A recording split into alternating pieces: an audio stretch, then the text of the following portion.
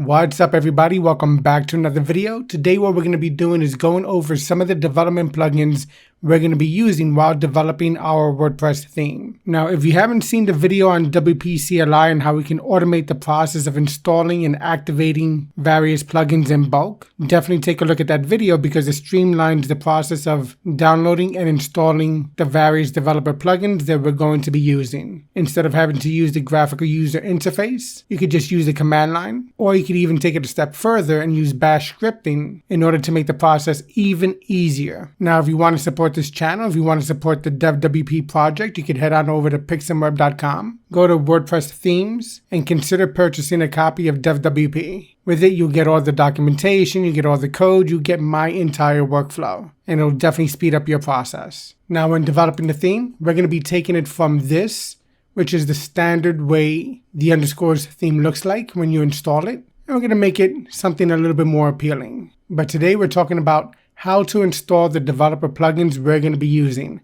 And again, this is going to be the manual installation, and I'm going to give you a very brief overview of what each plugin does. Alright, so we're going to go to the back end, going to go to plugins, installed. You'll see here that I deleted the various plugins that were previously here. So we're pretty much all familiar with the process of adding a new plugin. You go here, click that. You can install the classic editor. Then you got to wait for it to install. Once it's installed, you have to activate it. This process can take probably 10 to 15 minutes or so if you want to do it the manual way. Another one is the debug bar. Install that one. And then we're going to also install the debug bar actions and filters add-on over here. Once I have all these plugins installed, I'll give you a very brief overview of what each one does and why we use it in our development process. Another one is the log deprecated notices plugin. It's this one right here. Install that. And then the query monitor plugin. And then regenerate. This one right here. And then show current template. Then the next one is going to be simply show hooks. Now this is an older one, but it's still useful, it's still beneficial. And you notice it's going to be further down. Make sure we didn't miss it. This is why I like automating the process by using bash scripts where possible, because the search feature in WordPress isn't the best in terms of the plugins. Simply show hooks. Spelled it correctly. Am I missing it somewhere? Alright, this is going to be a good example. Maybe I missed it. Kind of scrolling pretty fast, but this is going to be a good example of showing a demonstration of WP CLI. So I'll go into the terminal in VS Code, and actually before I go to install that plugin, let me show you just some of the documentation that you can get if you purchase a copy of DevWP. Here you'll see the documentation for WP CLI. It's in the docs folder, and it gives you examples and code snippets and your bash file that you could use over here as well. Alright, so let me open up a new terminal or a new session over here. I'm going to go into the root. Actually, that was part of my alias because I could just, let's say, go back to where I was before. I could just type that out, but that's my aliases that I use. It would typically be like that as well. So here I'll go into my WP test folder. This is where I'm setting up and demonstrating the process of creating the custom theme. And right here we can type out WP plugin list. So we can see what we currently have installed. And you see these are the plugins that we installed over here. Now I can type out WP plugin install and then simply show hooks. Let me make sure that's correct. WP plugin install simply show hooks. That should work. Hit enter. And now you see it's downloading it from WordPress itself. And now if we use the previous command, the WP plugin list, we now see that it's here. Simply show hooks. Before it wasn't there. Let's go back to our WordPress installation. Let's go to install plugins and you see it's right there. Let's add another plugin. Theme check. Install this one. Theme inspector is another one.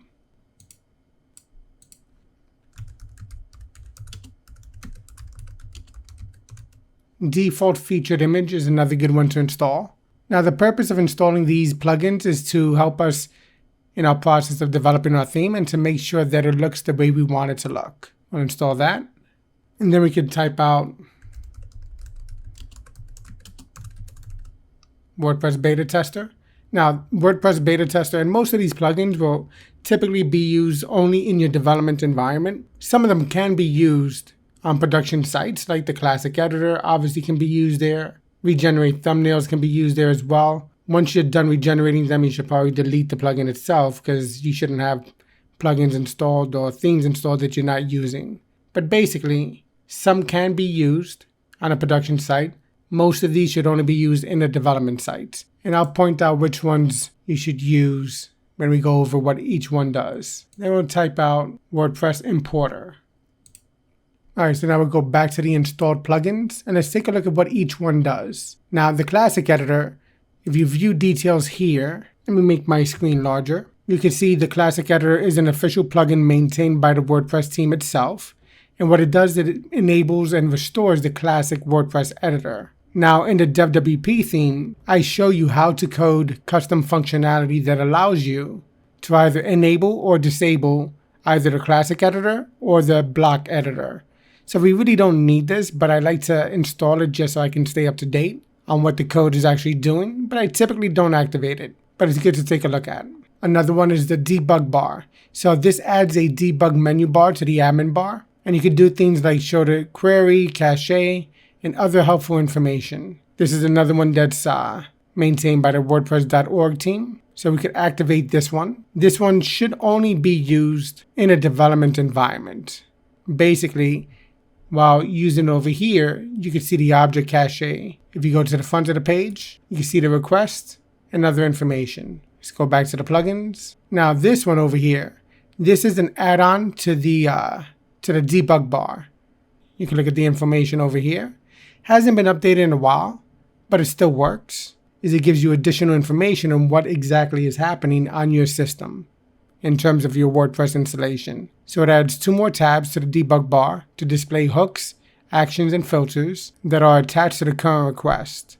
So if we activate this here, we can refresh, and now you see you have more information over here. Now for the default featured image, basically what this does is that when you're using demo content, every post might not have an image displayed with it. So you might want to have a default image set up.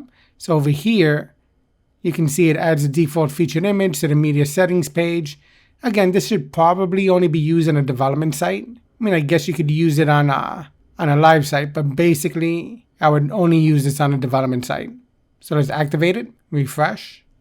Now if you go to settings over here, or if you go to media, to the settings media section, you now have this default featured image. So you can go here, you can look at your library, and you can see what you currently have installed. And let's say, how big is that one? Let's say we want that to be our default featured image. We'll set that, save changes. Now we go to the front of the site, and now you see that that's the default featured image if an image is not already set. Let's go back here. Now the log deprecated notices. Now this is an important one because what's going to happen is while you're developing your theme, you're going to want to identify if there are any functions, deprecated files, or arguments that are no longer going to be supported in potentially future versions of WordPress itself. So what this plugin does is that it logs the usage of these potentially deprecated files and functions, and it informs you of it. So it's a good one to have. So we could activate that one. Now the query monitor is one of the best development ones that you could use as well. Again, this one should not be on a production site, but basically the query monitor is the developer tools panel for WordPress. It does a lot of the stuff that some of the other plugins does, like the debug bar and debug bar actions and filters add-on, but it combines it all within one plugin itself. And it has a lot of features. I'm going to do a separate video on this one, as a matter of fact, because it is so detailed in how much information it can provide. It really is a valuable plugin to be using. So we'll activate that one. We'll refresh. And I'll show you what it's doing. So you see up here now, we have this section over here in the admin menu.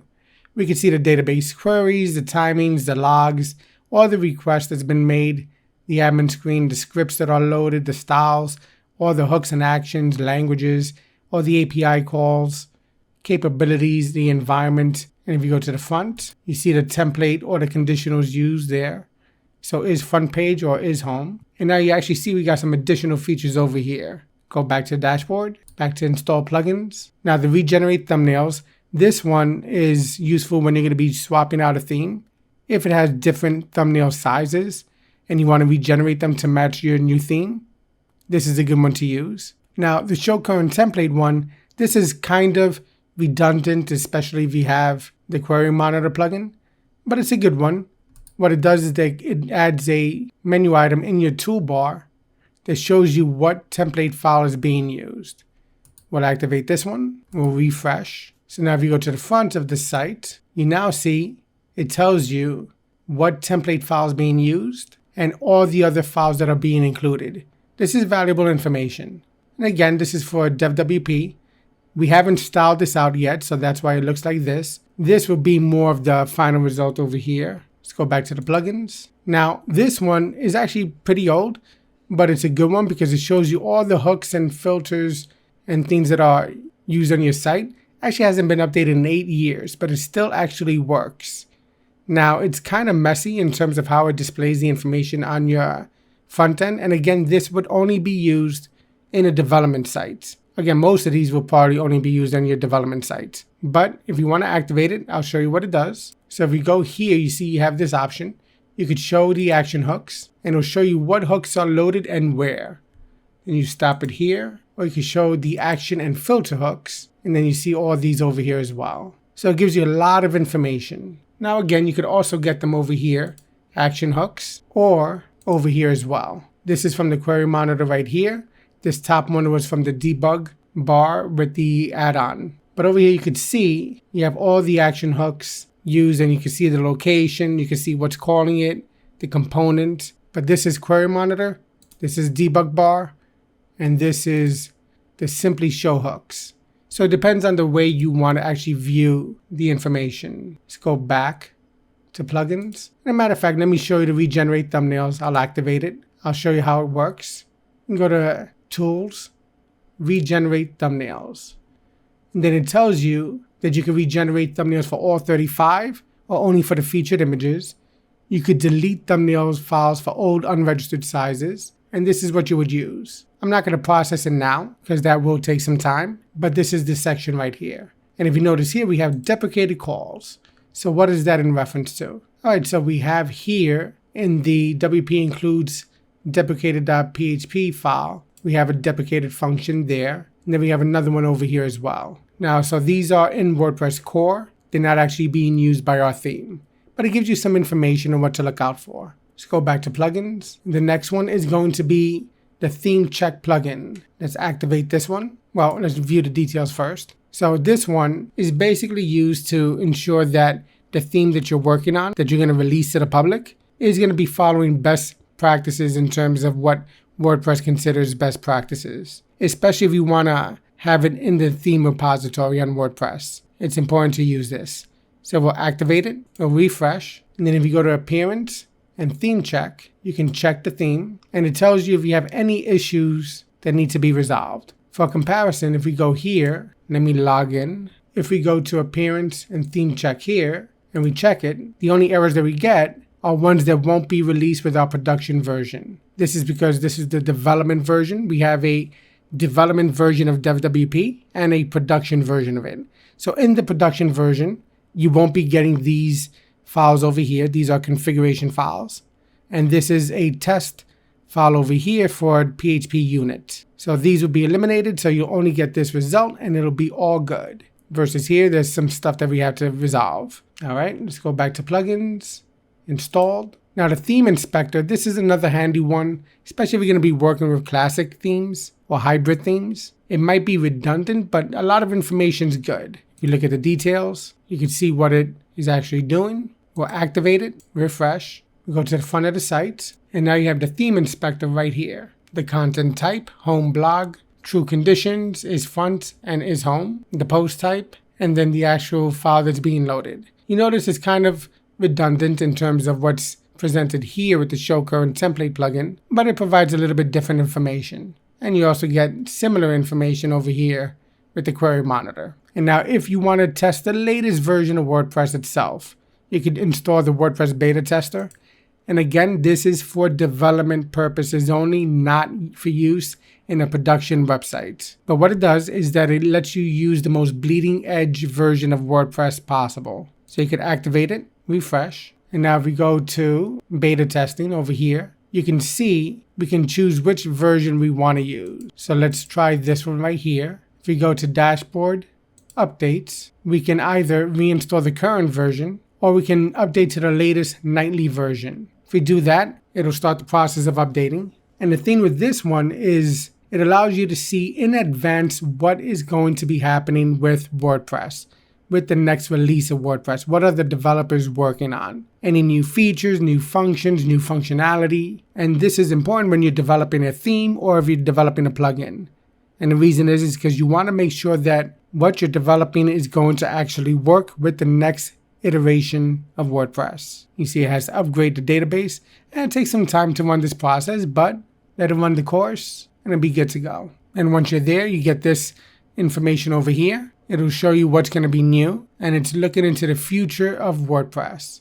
You could also choose to use a more bleeding edge version. So we have the point release that we just installed. So currently the production ready version of WordPress is 6.5.3, but the point release beta version is the 0.4. Now you can go to bleeding edge, which is going to be the absolute latest thing they're working on. Now the thing is with the bleeding edge is that you're going to have potentially more issues running the code, especially if you're using code that is not up to date or not referencing or dealing with the deprecated functions and files. But it gives you an idea of what's coming down the road. All right, so the last one is the WordPress importer. Now this is good if you need to import any XML files into your development theme. You can activate it here, refresh, and if you go to Tools and Import, you can go over here to Run Importer. And I did a whole video on how to use this plugin and how to import the theme unit test data. So definitely check that out. But you can choose a file, and you can see right here, I have an XML file. I'm not going to process this now because I already installed that, but that's how you would do it. Now the thing is, once you actually finish using some of these plugins, it's probably a good idea to delete them because you don't need them, or just deactivate it and delete. This one installed when we installed the beta plugin. There's the Akismet anti-spam one. I typically just delete that one. And these are the plugins that we generally use while developing our theme. Again, Classic Editor is a great one. It's installed on millions of websites, which shows the fact that a lot of people still like using the Classic Editor itself. 5 million plus. Debug bar adds this option over here. The debug bar actions and filters adds additional information. We can set a default image, log deprecated notices. Query Monitor gives you a lot of information. I'm going to go deeper into this in a separate video. Regenerate thumbnails. If you need to regenerate the thumbnails when you switch a theme, that's a good one to use. Show current template adds this up here. Oh, actually not that one. That's simply show hooks. On the front of the site, you can see the template right there. And then simply show hooks right there. Theme check is to determine whether or not your theme meets all the requirements for submission to WordPress repository. Theme Inspector adds another icon in the admin bar to see what template file you're using. And the WordPress Beta Tester allows you to see into the future of WordPress and where the developers are focusing their attention. And then we had the WordPress Importer as well. Again, this took a substantial amount of time, more so than probably needed, especially if you're developing multiple themes or plugins and you want to have a quick installation. That's why I definitely recommend checking out my other video. Let me actually show you which one that is. It's this video right here. WP CLI tutorial for beginners on Windows and Mac OS. It's almost an hour long, and it's a great video to look at. And again, if you want to support the channel, consider purchasing a copy of DevWP. You'll get all the documentation and all the code to jumpstart your WordPress development workflow. All right, thanks for watching. Hopefully you enjoyed this video. If you did, give it a thumbs up. Don't forget to subscribe, hit that notification icon, and I'll see you in the next video. Happy coding.